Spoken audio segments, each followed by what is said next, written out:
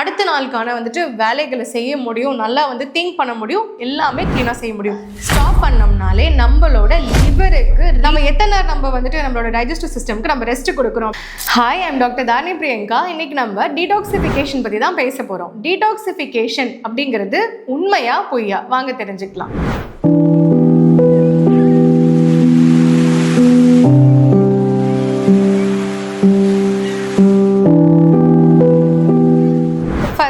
What is detoxification? நம்மளோட உடம்புல இருக்கிற தேவையில்லாத கழிவுகளை வெளியேற்றதுக்கு பேரு தான் டீடாக்சிஃபிகேஷன்.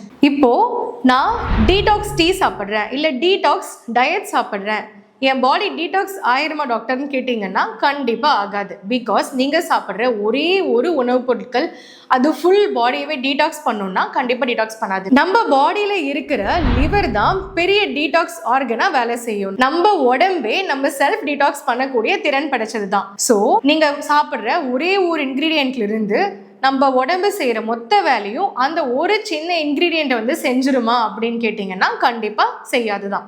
நம்மளோட லிவர் தான் ரொம்ப முக்கியமான டீடாக்ஸ் ஆர்கனாக இருக்குது. நம்ம சாப்பிட்ற உணவில் இருந்தும் ப்ளஸ் நம்ம உடம்புல இருக்கிற தேவையில்லாத வேஸ்ட்டுகளை ப்ராசஸ் பண்ணி வெளியேற்றுறதுக்கு லிவர் தான் வந்து முக்கியமாக வந்து வேலை செய்யக்கூடிய ஒன்று. அதே போல் எக்ஸ்க்ரீட்டரி ஆர்கன்ஸான கிட்னி, ஸ்கின், இது எல்லாமே நம்ம டீடாக்ஸ் பண்ணோம். கிட்னி பார்த்திங்கன்னா நம்ம உடம்புல இருக்கிற மெட்டபாலிக் வேஸ்ட்டையும் உப்புகளையும் ஃபில்டர் பண்ணி வெளியேற்றும். நம்ம ஸ்கின் நம்மளுக்கு பேரியராக இருந்து நம்ம பாடியில் இருக்கிற வேஸ்ட்டை வேர்வை மூலயமா வந்து ஸ்கின் வந்துட்டு வெளியேற்றும். அதே போல் தான் நம்மளோட கட், அதாவது நம்மளோட குடல்களும் வந்து அந்த ப்ராசஸ் தான் வந்து செய்யுது. இப்போது நம்மளோட பாடியில் இருக்கிற இத்தனை ஆர்கன்ஸுமே நம்மளோட உடம்புக்கு டீடாக்சிஃபிகேஷன் வேலை தான் வந்துட்டு செஞ்சுக்கிட்டு இருக்குது.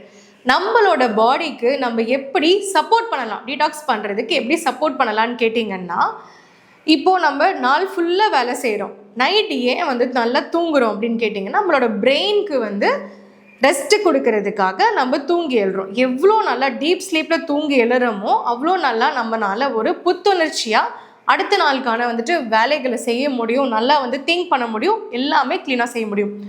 இப்போ நம்ம ஆர்கன்ஸ் எடுத்துப்போமே, நம்ம லிவர், அதே போல் டைஜஸ்டிவ் சிஸ்டம்லாம் எடுத்துக்கலாம்.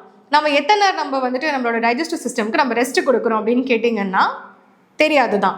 பிகாஸ் நைட்டு ரொம்ப லேட் நைட்டை வந்துட்டு சாப்பிட்றோம், மார்னிங் சீக்கிரமேலேருந்து ஒரு கப் காஃபி குடிச்சிட்றோம்.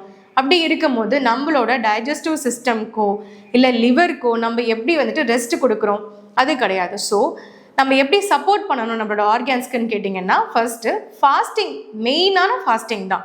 ஏன்னா ஃபாஸ்டிங் இருந்தீங்கன்னா நம்மளோட ஆர்கன்ஸ் கொஞ்சம் ரெஸ்ட் மோடுக்கு போகும்.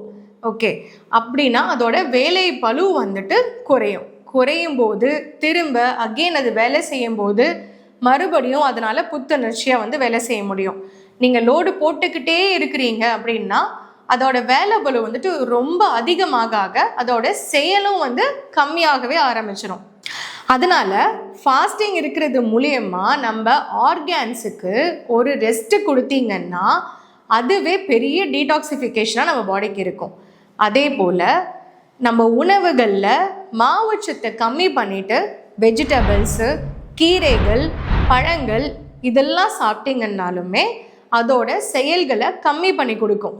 மித்தபடி ரொம்ப மாவுச்சத்துக்களும் இல்லை வந்துட்டு பேக்கேஜ்டு ஃபுட்ஸ் இதெல்லாம் சாப்பிட்டிங்கன்னா நம்மளோட ஆர்கன்ஸுக்கு பார்த்திங்கன்னா அது ப்ராசஸ் பண்ணக்கூடிய ஒரு இது வந்து ரொம்ப அதிகமாகும்.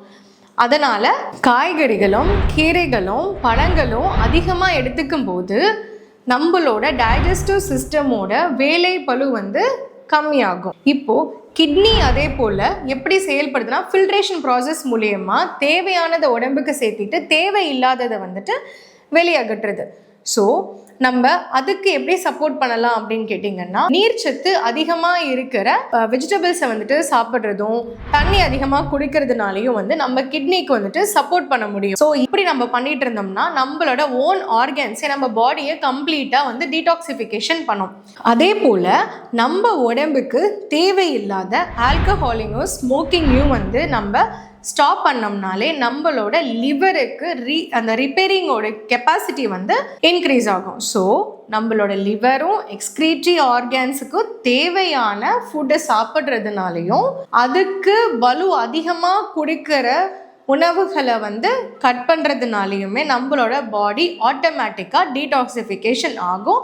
ஸோ இப்படி டீடாக்சிஃபிகேஷன் நீங்கள் இந்த மாதிரி இருந்தீங்கன்னா நம்ம பாடி வந்துட்டு கண்டிப்பாக ஆக்டிவாக இருக்கும். ப்ரொலாங்டு டீடாக்சிஃபிகேஷன் வந்துட்டு நமக்கு கிடைக்கும். 1 நாள் 2 நாள் நான் டீடாக்சிஃபிகேஷன் டயட் இருக்கேன், டீடாக்ஸ் டீ குடிக்கிறேன், எனக்கு டீடாக்ஸ் ஆகும்னு நினச்சிங்கன்னா கண்டிப்பாக ஆகாது. இதே போல் பயனுள்ள டிப்ஸை பெறுவதற்கு சேனலை சப்ஸ்கிரைப் பண்ணிக்கோங்க. தேங்க்யூ.